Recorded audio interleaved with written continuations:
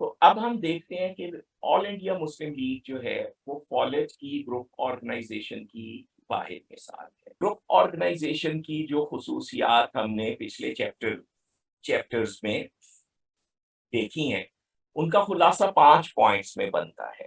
Group organization وہی چیز ہے جسے قائد اعظم نیشنل آرگنائزیشن کہتے ہیں۔ آل انڈیا مسلم لیگ کس طرح سے وجود میں آئی؟ سر سید احمد خان نے کوئی تقریباً 1867 سے اپنی تحریک شروع کی تھی، 1863 سے۔ پھر اس کے بعد وہ آہستہ آہستہ آگے بڑھی۔ علی گڑھ موومنٹ جسے ہم کہتے ہیں، اس کی سب سے خاص بات یہ تھی کہ شہروں میں، محلوں میں یہ مسلمانوں کے تعلیمی ادارے بنانا، اسکولز بنانا، قوم کی تعلیم اور ترقی کے لیے کچھ کرنا، اس کے لیے انجمنیں بن گئے۔ انجمن حمایت اسلام، علامہ اقبال کی بایوگرافی میں بار بار یہ نام آتا ہے۔ یہ ایک نیٹ ورک پھیل گیا تھا ان انجمنوں کا، جو یا تو یتیم مسلمان بچوں کی پرورش کے لیے، مسلمان بیواؤں کی مدد کے لیے، یا پھر تعلیمی ادارے قائم کرنے کے لیے یہ بنے۔ اور اس طرح سے یہ نیبرہڈ گروپس بھی بن گئے، آکوپیشنل گروپس بھی بن گئے، جو فالج کے پہلے 2 پوائنٹس ہیں۔ یہاں انٹیگریشن کا اصول استعمال ہوتا تھا۔ اس کے لیے 2-3 ہمیں پھر جو غلط چیزیں بتائی گئی ہیں انہیں کریکٹ کرنا پڑے گا۔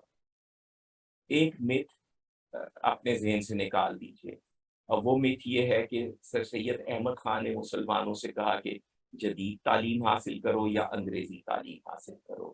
یہ اتنی سٹوپڈ بات ہے کہ ذرا غور کرنا چاہیے کہ اگر مسلمانوں کو جدید تعلیم یا انگریزی تعلیم دلوانی ہوتی تو اس کے لیے تو انگریزوں کے اپنے ادارے اتنے موجود تھے، تو اس کے لیے علی گڑھ کالج بنانے کی کیا ضرورت پیش آئی؟ انگریز تو فیسیں معاف کر کے اوپر سے اسکالرشپس دے کر چاہتے تھے کہ مسلمان ان کے بنائے ہوئے کالجز میں آئیں۔ تو وہ تو کوئی کمی نہیں تھی اسکولز کی، کالجز کی۔ تو اگر انگریزی تعلیم یا جدید تعلیم حاصل کرنی تھی تو نہ یہ اسلامیہ کالجز اور اسلامیہ اسکولز بنانے کی ضرورت تھی، نہ علی گڑھ کالج بنانے کی ضرورت تھی۔ یہ کیوں ضرورت پیش آئی؟ یہ اس لیے پیش آئی کہ 1870 میں سر سید احمد خان نے یہ کویسچنیئر جاری کیا کہ پوری مسلمان قوم برصغیر اس کا جواب دے کہ ہم مسلمان کیوں جدید تعلیم سے دور رہتے ہیں، ہم کیوں انگریزوں کے بنائے ہوئے اسکولز میں، کالجز میں نہیں جاتے جہاں یہ تعلیم پڑھائی جا رہی۔ اور جتنے جوابات موصول ہوئے وہ سارے جوابات ایک کمیٹی کے سامنے رکھے گئے، جس میں سر سید خود بھی شامل تھے اور لوگ بھی شامل تھے۔ اس کمیٹی نے ان جوابات میں سے کنکلوژنز نکالے۔ ایک کنکلوژن یہ تھا، اگین ایک متھ بریک ہو رہی ہے، ایک کنکلوژن یہ تھا کہ یہ بالکل غلط خیال ہے کہ مسلمان انگریزی تعلیم یا جدید تعلیم حاصل نہیں کرنا چاہتے، یا مذہبی تعصب کی وجہ سے، کیونکہ مسلمان کی سرشت میں یہ چیز ہے نہیں۔ ہم نے یونانیوں کے بھی علوم حاصل کیے تھے، وہ تو مشرکین تھے۔ پوری آپ بنو عباس کے زمانے کی وہ جو ہمارا گولڈن پیریڈ ہے، آپ دیکھ لیجیے، ایرسٹوٹل کی کتابیں ترجمہ ہو رہی ہیں، دنیا بھر سے چیزیں ہو رہی ہیں۔ تو یہ تو مسلمانوں میں کبھی رہا ہی نہیں ہے کہ وہ دوسرے مذاہب کی تعلیم جو ہے وہ حاصل نہ کریں دوسری قوموں کی، تو وہ تو ہمیشہ کرتے ہیں۔ تو یہ مذہبی تعصب وجہ ہے۔ بنیادی وجہ یہ ہے جس کی وجہ سے مسلمان اپنے بچوں کو ان سکولز اور کالجز میں نہیں بھیجتے، کہ مسلمانوں نے ہمیشہ اپنی تعلیم اپنے کنٹرول میں رکھی۔ حکومت بے شک ہاتھ سے چلی جائے، وہ آنی جانی چیز ہے، لیکن ہماری اگلی نسل کی تعلیم کا کنٹرول ہم ایک غیر قوم کے ہاتھ میں نہیں دے سکتے۔ اصل بات یہ ہے، مسلمانوں کے اپنے سکولز، کالجز ہوں جس کا کنٹرول مسلمان قوم کے ہاتھ میں ہو، مسلمان عوام کے ہاتھ میں ہو۔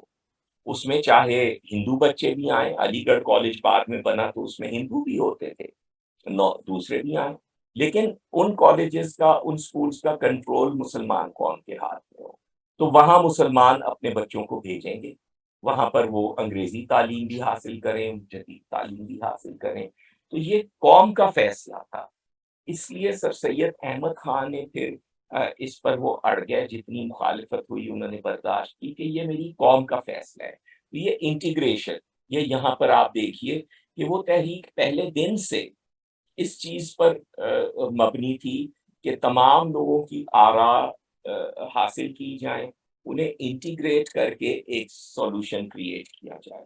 تو علی گڑھ کالج کا آئیڈیا، یہ مسلم سکولز کالجز بنانے کا آئیڈیا، یہ اس انٹیگریشن کے ذریعے سے آیا، اور پھر یہ اتنے بنے۔ اب قائد اعظم نے جو سندھ مدرسہ میں تعلیم حاصل کی تھی وہ بھی اسی نیٹ ورک کا حصہ تھا۔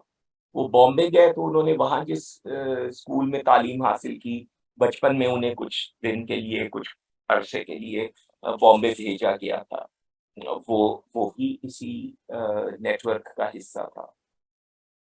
انٹیگریشن سے یہ وجود میں آئے۔ پھر محمدن ایجوکیشنل کانفرنس سر سید احمد خان نے 1886 کے اینڈ پر 27 دسمبر کو قائم کی، تو پریکٹیکلی 1887 سے اس کا کام شروع ہوا۔ تو وہ بھی اسی بنیاد پر تھی کہ ہم سب مل کر فیصلہ کریں گے، اور میں پہلے آپ سے شیئر کر چکا ہوں کہ اس کا اصول یہ تھا کہ ہم یہاں اس لیے آئیں گے کہ جو غلطی ہمارے خیال میں ہے وہ دوسرے کے تجویز سے دور ہو جائے۔ تو یہ محمدن ایجوکیشنل کانفرنس میں بھی یہ اصول ان کا چلتا تھا، انٹیگریشن۔ تو یہ گروپس بالکل جو فالج نے کہا ہے کہ وہ گروپس انٹیگریشن کے پرنسپل کو فالو کریں، وہ کر رہے تھے۔ فالج نے کہا ہے کہ ان گروپس کا کوئی سیاسی تعلق نہیں ہونا چاہیے۔ ہم جانتے ہیں کہ سر سید احمد خان نے تو کہا تھا کہ مسلمانوں کو سیاست سے بالکل الگ ہے، تو یہ نان پارٹیسن گروپس تھے۔ اب مسلم لیگ کیسے وجود میں آئی، اور اگین اس کی وہ کہانی جو 1947 سے پہلے، 47 کے چند سال بعد تک بچے بچے کو معلوم تھی اور پھر ہماری نظروں سے غائب ہو گئی ہے، وہ یہ ہے کہ 1906 میں مسلمانوں کو یہ خطرہ محسوس ہوا کہ ہمارا وجود ایک قوم کے طور پر مٹ جائے گا۔ اب وہ کن وجوہات سے خطرہ محسوس ہوا وہ ایک الگ کہانی ہے پھر کسی وقت۔ تو نواب محسن الملک جو سر سید احمد خان کے جانشین تھے، انہوں نے پورے بر صغیر کے تمام تمام انجمنوں اور پرومیننٹ سٹیزن سے مشورہ کیا، انہیں ایک کویسچنئر بھیجا کہ آپ بتائیے کہ ہمیں کیا کرنا چاہیے۔ تقریباً 5000 تقریباً 5000 لوگوں سے انہوں نے یہ مشورہ لیا، یعنی 5000 اینٹیٹیز سے، جن میں سے کوئی انجمن تھی۔ اب انجمن حمایت اسلام ایک اینٹیٹی پورے پنجاب پر پھیلی ہوئی، کوئی کسی شہر کا پرومیننٹ شخص تھا جس کی رائے کا وہاں کے سب لوگ احترام کرتے ہیں۔ 5000 سے پورے بر صغیر سے انہوں نے مشورہ لیا، اس مشورے کو کمپائل کیا، اس میں سے کمپائل کر کے انہوں نے کچھ پوائنٹس نکالے، وہ پوائنٹس پھر ایک میمورینڈم کی صورت میں لکھے گئے کہ یہ ہمارے مطالبات ہیں جو ہم انگریز حکومت کے سامنے پیش کریں گے۔ پھر سر آغا خان کو ٹیلی گرام دیا گیا، اور وہ جو شملہ ڈیپوٹیشن وہ پھر وائس رائے سے ملا، اور اس ڈیپوٹیشن کے نتیجے میں پھر یہ فیصلہ ہوا کہ ہم محمدن ایجوکیشنل کانفرنس کے اگلے اجلاس میں جو چند ماہ بعد ہونے والا تھا یا چند ہفتے بعد، ہم سب مل کر ایک سیاسی جماعت بنائیں گے۔ تو اب آپ دیکھیے کہ یہ نیٹ ورک ہے نان پارٹیسن گروپس کا، جو مل کر ایک سیاسی جماعت بنا رہے ہیں۔ چنانچہ وہ جو اجلاس تھا اس میں بھی 4000 سے زیادہ ڈیلیگیٹس شامل تھے، پورے بر صغیر سے آئے ہوئے تھے۔ اب یہ ڈیلیگیٹس کون تھے؟ سیاسی رہنما نہیں تھے، انہوں نے کبھی سیاست میں حصہ ہی نہیں لیا تھا۔ یہ تمام ڈیلیگیٹس وہ تھے جو اپنے محلوں میں، اپنے شہروں میں یہ تعلیمی اور ترقی کے کام کرتے رہے تھے۔ تو وہی نان پارٹیسن گروپس مل کر ایک نیٹ ورک بنائے جو ملک گیر ہو، وہ نیٹ ورک مسلم لیگ بنا. مسلم لیگ کا اصول جو بار بار اس کے سرکولرز میں لکھا جاتا تھا وہ یہ تھا کہ یہاں پہ ہر اسکول آف تھاٹ اپنا خیال لا کر پیش کر سکتا ہے اور میجورٹی جسے قبول کرے گی تو پھر پوری مسلم لیگ اس کے ساتھ چلے گی. اپنے اپنے خیالات آپ پیش کریں. اگر 51% ایک کے ساتھ ہوئے تو پھر پورے 100% اس کے ساتھ چلے. باقی 49% اپنی رائے بدل لیں گے یا ود ہولڈ کر لیں گے کہ اب اس رائے کو میجورٹی مل گئی ہے, ہم سب مل کر اس کے مطابق کام کرتے ہیں. اگر ریزلٹ اچیو نہ ہوا تو پھر ہم دوبارہ کنسیڈر کریں گے. اگر اس سے ریزلٹ اچیو ہو جاتا ہے تو اچھی بات ہے, ہم بھی یہی چاہتے تھے. باقی 49% پھر یہ کہیں گے, وہ یہ نہیں کریں گے کہ وہ پھر کہیں کہ جی ہم اپوزیشن بن رہے ہیں نا. جس کو میجورٹی نے جس اوپینین کو سپورٹ کیا ہے سب مل کے اس اوپینین کو ٹرائی کریں. تو یہ مسلم لیگ کا پرنسپل تھا. اس پرنسپل کے تحت ہمیشہ مسلم لیگ چلتی رہی, اچھے وقتوں میں بھی برے وقتوں میں. تو یہ چوتھا پوائنٹ آ جاتا ہے فالٹ کا, کہ وہ ایک نیٹ ورک بنے. اور اس کے علاوہ کوئی اور مثال آپ کو جدید تاریخ میں نہیں ملتی ہے کہ اس طریقے سے یہ ایک سیاسی جماعت وجود میں آئی ہو. دلچسپ بات یہ ہے کہ فالٹ کی کتاب 1918 میں آئی ہے, اس سے 12 سال پہلے یہ آل انڈیا مسلم لیگ قائم ہو چکی 1906. تو اب ہم نے آنا ہے فالٹ کے آخری پوائنٹ کی طرف. گروپ آرگنائزیشن سوورینٹی خود ہی حاصل کر لیتی ہے. اگر ایک غلام قوم گروپ آرگنائزیشن بنائے گی تو وہ خود بخود آزاد ہو جائے گی. اس میں چاہتا ہوں کہ ہم ایک شخص کو یاد رکھیں جسے مولانا محمد علی جوہر نے مسلمانوں کا محسن کہا تھا, اگرچہ یہ شخص ہندو تھا. Chittaranjan Das, C R Das. مولانا محمد علی جوہر نے اس کی ڈیتھ پر لکھا تھا کہ کوئی داس نے مسلمانوں کے ساتھ جو سلوک کیا اسے کوئی شریف مسلمان کبھی نہیں بھلا سکتا.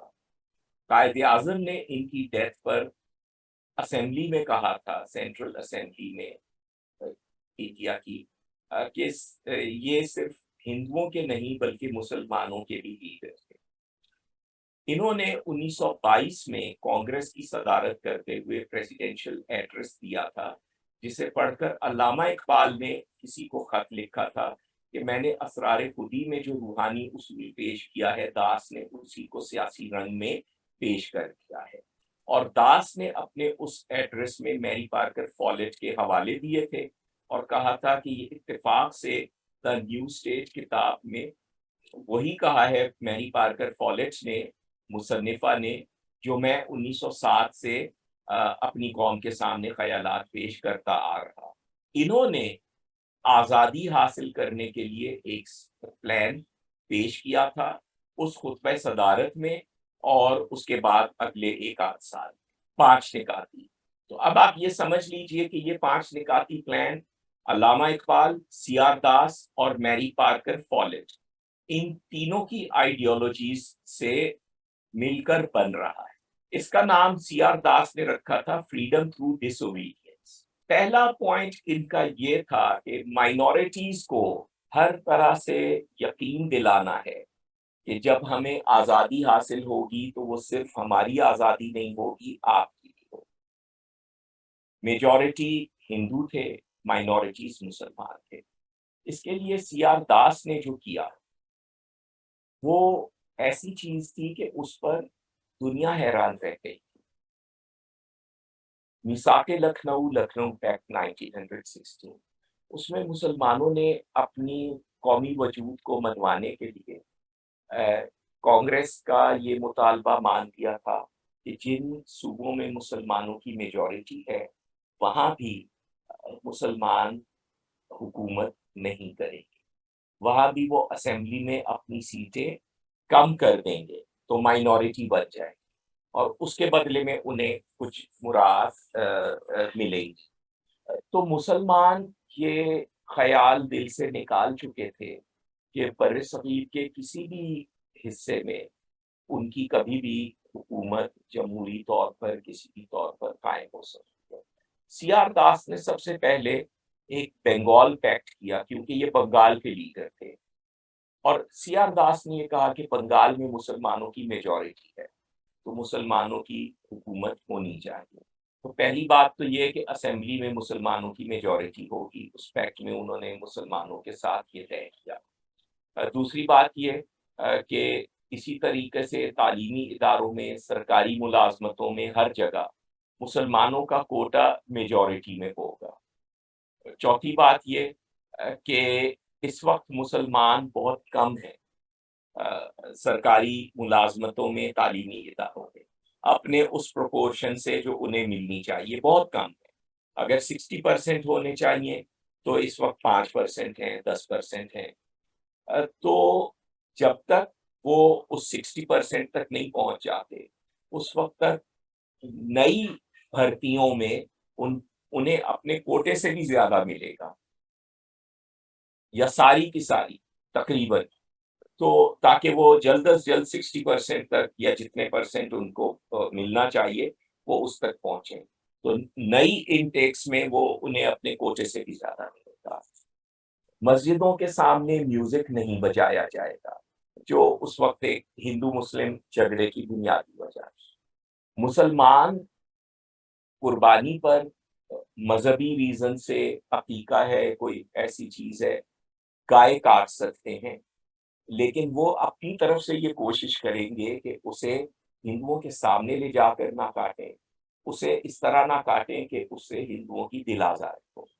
لیکن اس کے علاوہ جو ہے گائے کو ذبح کرنے پر پابندی ہوگی، لیکن مسلمانوں کو اس کی اجازت ہے کہ وہ اپنی مذہبی تہواروں کے لیے گائے بھی ذبح کر سکتے ہیں۔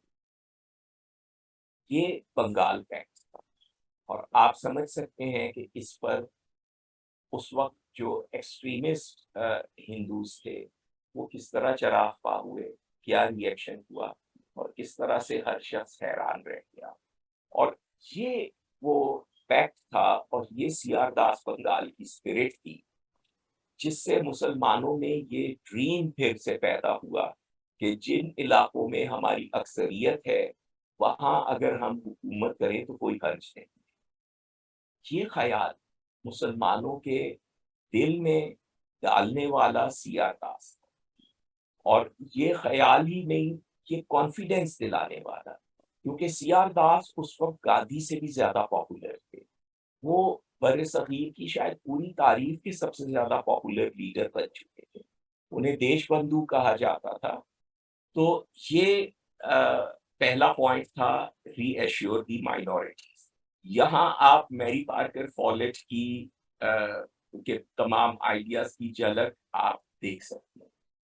دوسرا یہ تھا سی آر داس کا کہ اس کے بعد ایک پوائنٹ کا مینیفیسٹو ہو، صرف یہ ہو کہ ہم نے آزادی حاصل کرنی ہے۔ یہ بات نہ کی جائے کہ آزادی کے بعد کیسا آئین بنے گا، کون سا سسٹم رائج ہوگا، کچھ بھی نہیں، صرف یہ کہ مائنورٹیز کو وہ حقوق ملیں گے جو ان سے طے ہو گئے۔ اس کے بعد صرف یہ ہو کہ ہم نے آزادی حاصل کرنی ہے، اس پوائنٹ پر الیکشن لڑا جائے۔ تیسری بات یہ ہے کہ کوئی ایک ہی جماعت تمام سیٹیں حاصل کر لے اسمبلی، تقریباً تمام، اس کے بعد وہ اسمبلی میں بیٹھ کر نان کوآپریشن شروع کر دے۔ جتنی سیٹیں ہیں اسمبلی میں وہ سب اس جماعت کے پاس ہوں، جس کا صرف ایک پوائنٹ ہے، ہم نے آزادی حاصل کر لی ہے۔ اور وہ جماعت جس کے پاس ساری سیٹیں ہوں ہندوستانیوں کی اسمبلی کی، وہ وہاں بیٹھ کر کہے کہ جی ہمیں اس اسمبلی میں نہیں حصہ لینا۔ سی آر داس کو یقین تھا کہ یہ 4 پوائنٹ ہو گئے تو 5واں پوائنٹ خود بخود ہوگا، اور وہ یہ ہوگا کہ انگریز قوم اپنے لیڈر سے کہے گی کہ ہندوستان کو آزاد کر دو۔ اس لیے کہ اب تک یہ ہو رہا تھا کہ گاندھی جی تو سڑک پر بڑا دھوم دھڑکا کر رہے ہیں کہ نان کوآپریشن ہو گئی، یہ ہو گیا، وہ ہو گیا۔ ادھر انگریزوں نے الیکشن کروائے ہیں اسمبلی کے، اس الیکشن میں جتنی سیٹس انڈینز کی ہیں سب کی سب بھر گئی ہیں، تو لوگ ووٹ دے رہے ہیں، لوگوں کے نمائندے الیکٹ ہو کر آ رہے ہیں۔ تو انگریز قوم یہ بات کیسے مانے کہ انڈینز نہیں چاہتے کہ انگریز یہاں حکومت کرے، جب انڈینز انگریز کی بنائی ہوئی اسمبلی میں الیکٹ ہو کر آ رہے ہیں تو اٹ مینس کہ ایوری تھنگ از فائن. یہ سی آر داس کی اسٹریٹجی تھی کہ پانچواں پوائنٹ یہ ہوگا کہ خود بخود انگریز آپ کو آزاد کرے. یہ 5 پوائنٹ کی اسٹریٹجی. کانگریس نے اس پر عمل کرنے سے انکار کر دیا، خاص طور پر گاندھی جی، جنہوں نے اس سی آر داس کے ساتھ مل کر اس پر کام شروع کیا. لیکن چند ماہ کے بعد، 1 ڈیڑھ سال کے بعد سی آر داس فوت ہو گئے اچانک 1925 میں. تو یہ کام وہیں رہ گیا. جناح کا ہندو پاپولیشن پر وہ ہولڈ نہیں تھا کہ وہ ان کو ساتھ لے کر اس مشن پر چل سکتے. قائد اعظم نے آل انڈیا مسلم لیگ کے پلیٹ فارم سے 1940 میں داس کی ڈیتھ کے 15 سال بعد یہی اسٹریٹجی شروع. یہ انہوں نے کہیں نہیں کہا کہ میں یہ داس کے سٹیپس فالو کر رہا ہوں، یہ میری ریڈنگ ہے. لیکن ایکچولی ہو سکتا ہے انہوں نے یہ سٹیپ بائی سٹیپ کر کے نہ کیا ہو، سچویشن دیکھتے گئے اور یہ چیزیں ہوتی گئیں. لیکن یہی 5 سٹیپس ہوئے جن میں انڈیا آزاد ہوا. اور 1940 کی آپ ریزولوشن پڑھیے تو اس میں یہ لکھا ہے کہ مسلم ریاست جس کی ہم ڈیمانڈ کر رہے ہیں، وہاں پر غیر مسلموں کے تمام حقوق ان کی مرضی سے ان کے ساتھ پھر ڈسکس کر کے مشاورت سے طے کیے جائیں گے. اور یہی رائٹ ہم انڈیا میں، بھارت میں جو ہندو میجورٹی کنٹری ہوگا اس میں مسلمانوں کے لیے چاہتے ہیں. دوسری بات، مسلم لیگ نے 1945-46 کا الیکشن 1 پوائنٹ مینیفیسٹو پر لڑا تھا پاکستان. تیسری بات، مسلم لیگ نے تقریباً 87% سیٹیں، سینٹرل اسمبلی کی 100%، باقی سب ملا کر 87% سیٹیں جو مسلمانوں کی تھیں وہ جیت گئی. لہذا جب انگریزوں نے دسمبر 1946 میں کانگریس کے تعاون کے ساتھ ایک کانسٹیٹیوئنٹ اسمبلی بنائی کہ یہ اسمبلی ایک ہندوستان کے لیے آئین بنائے گی، یونائٹڈ انڈیا کے لیے. تو اس اسمبلی میں مسلمانوں کی 1/3 پاپولیشن کے مطابق تقریباً 1/3 سیٹیں مسلمانوں کی تھیں. ان 1/3 سیٹوں میں سے 3 سیٹوں کے سوا باقی تمام کی تمام مسلم لیگ کے پاس تھے. اس لیے مسلم لیگ نے اس اسمبلی میں بیٹھنے سے انکار کر دیا دسمبر 1946 میں. اور مسلم لیگ کے انکار کرنے پر وہاں کی پارلیمنٹ میں ڈیبیٹ ہوئی، جس میں یہ کہا گیا کہ جو اسمبلی ہم نے بنائی ہے وہ ہندوستان کی نمائندہ نہیں ہے، کیونکہ ہندوستان کی ایک میجر قوم جو وہاں کی 1/3 ہے، اس اسمبلی کا 1/3 حصہ، وہ اس اسمبلی کو ایکسیپٹ نہیں کرتا، وہ اس میں پارٹیسپیٹ نہیں کر رہا. قائد اعظم کو، لیاقت علی خان کو لنڈن بلایا گیا کہ ان کو کنونس کرے برٹش پرائم منسٹر کہ مسلم لیگ پلیز اسمبلی میں بیٹھ جائے. انہوں نے کہا کہ ہم واپس جا کے مسلم لیگ کے سامنے آپ کی ریکویسٹ رکھ دیں گے، فیصلہ مسلم لیگ کرے گی. مسلم لیگ اور وہ پوائنٹ ہے جب پہلی دفعہ ان کی پارلیمنٹ میں ان کی حکومت نے یہ کہا کہ ہمیں ایک فکس ڈیٹ تک ہندوستان چھوڑ دینا چاہیے اگر مسلم لیگ اسمبلی میں بیٹھنے پر تیار نہ ہو. اس کے بعد ان کی کیبنٹ کی وہ میٹنگ جو ہوئی دسمبر کے اینڈ کے قریب، جس میں یہ ڈسکس ہوا کہ اب کیا کرنا ہے، وہاں یہ لکھا گیا کہ ہم ہندوستان چھوڑنے کا اعلان کریں گے جب مسلم لیگ اپنا فائنل جواب ہمیں دے دے. ایک ڈرافٹ سٹیٹمنٹ بنائی گئی جو ان الفاظ سے شروع ہوتی تھی کہ چونکہ مسلم لیگ نے اسمبلی میں بیٹھنے سے انکار کر دی ہے، اس وجہ سے اب ہم ہندوستان میں نہیں رک سکتے. اس سٹیٹمنٹ کا جو فائنل ورژن تھا اس میں بجائے یہ کہنے کے کہ مسلم لیگ نے اسمبلی میں بیٹھنے سے انکار کیا ہے، یہ کہا گیا کہ اسمبلی میں اختلافات موجود ہیں پارٹیز کے درمیان، اس لیے ہم ہندوستان میں نہیں رک سکتے. تو بات وہی تھی، وہ اختلافات صرف یہی تھے کہ مسلم لیگ اس میں پارٹیسپیٹ نہیں کر رہی تھی. اور مسلم لیگ نے اپنا فائنل جواب جب دیا 1947 کے آغاز میں کہ ہم نہیں بیٹھیں گے اسمبلی میں. اس کے بعد 20 فروری 1947 کو یہ اسٹیٹمنٹ پارلیمنٹ میں پڑھی گئی.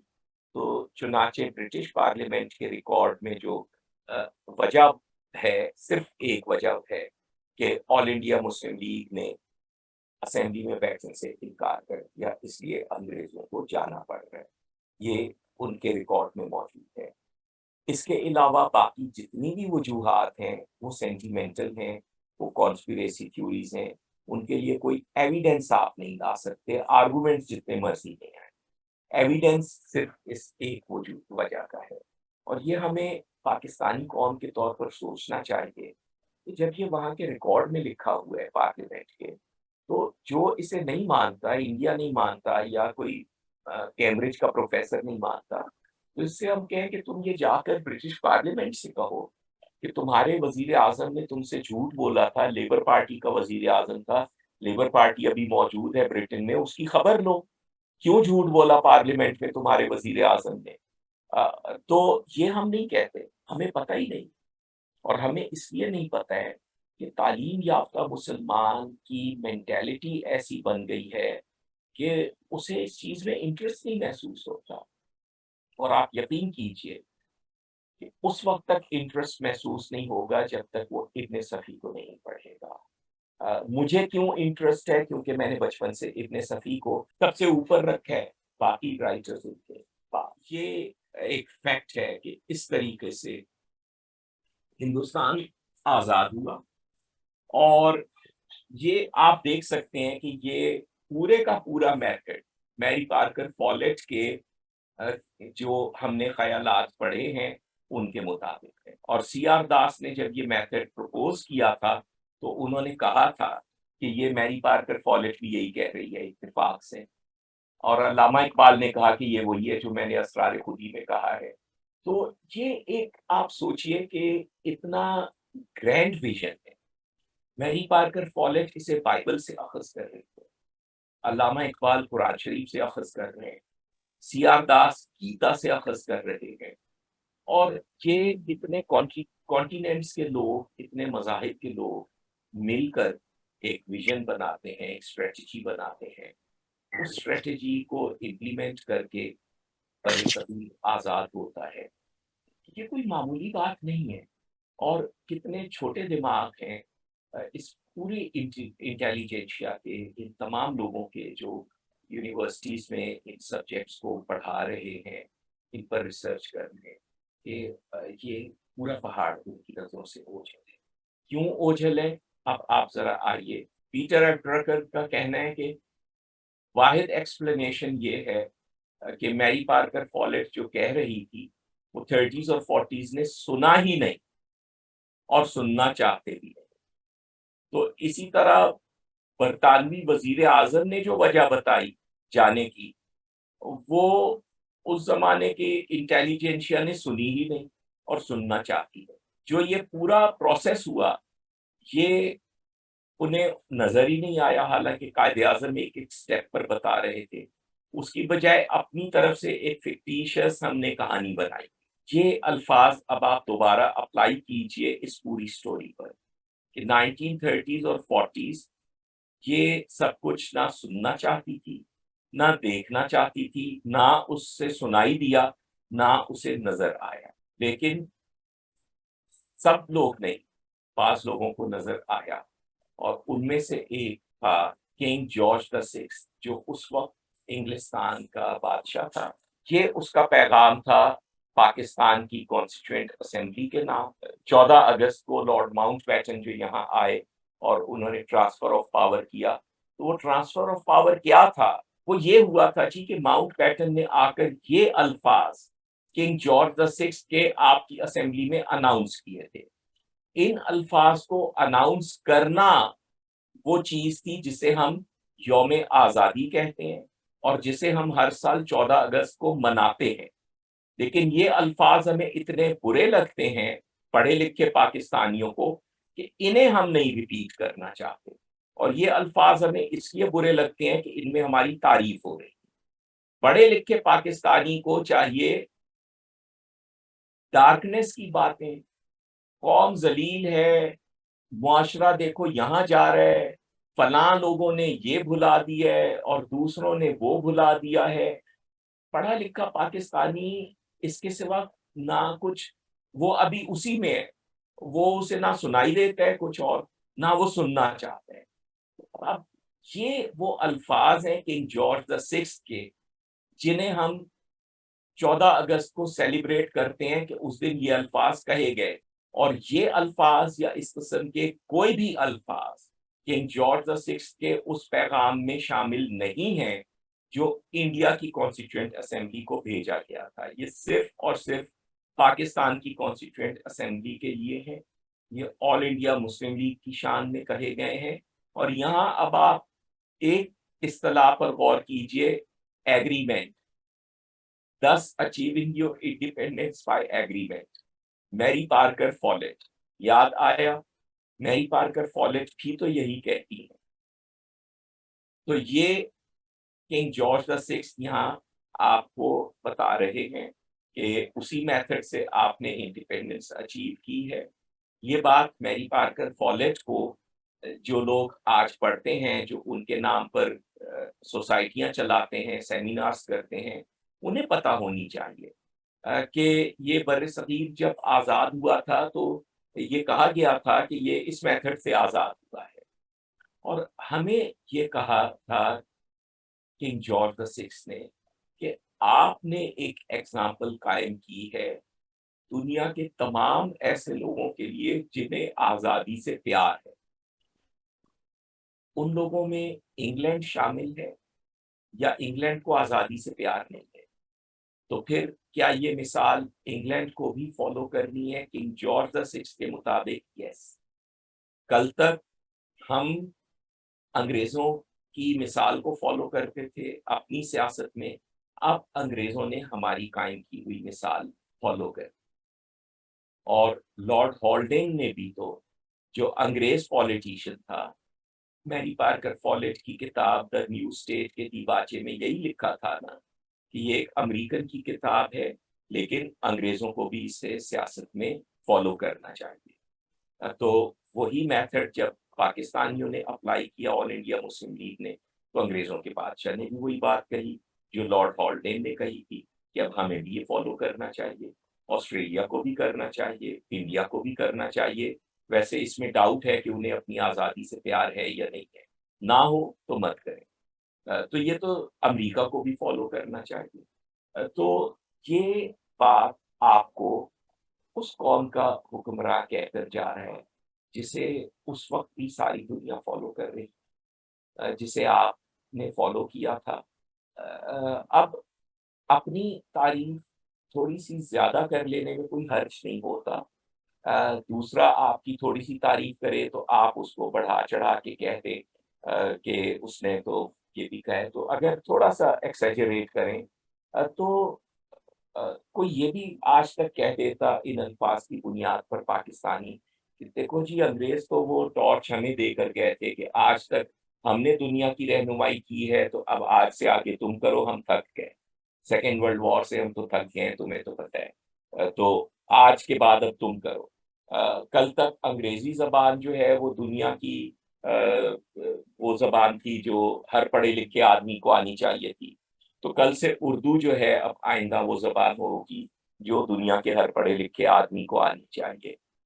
کل تک انگریزی لٹریچر وہ تھا جسے ہر زبان میں ترجمہ کر کے پڑھا جاتا تھا، جاپانیوں کو بھی شیکسپیئر یاد ہے، جرمنوں کو بھی معلوم ہے، تو آئندہ سے یہ تمہارے ابن صفی، وحید مراد، یہ لوگ ہوں گے۔ کل تک شیکسپیئر سب پڑھتے تھے، آئندہ سے جو ہے وہ وحید مراد سب کو حفظ ہوگا۔ کل تک چارلز ڈکنس سب لوگ پڑھتے تھے، تو آئندہ سے ابن صفی جو ہے وہ ساری دنیا کو لازماً پڑھنا ہوگا۔ تو یہ ذرا سا ہم ایکسیجریٹ کر کے ہم کہہ سکتے ہیں، چاہے اس کے بعد چارلز تھرڈ ہمیں ڈانٹ دیں کہ جی اتنا بھی نہیں کہا تھا میرے نانا نے جتنا آپ پڑھا رہے ہیں، لیکن جہاں مطلب ہم پہ الزام تو ویسے بھی ہے ایسے بھی صحیح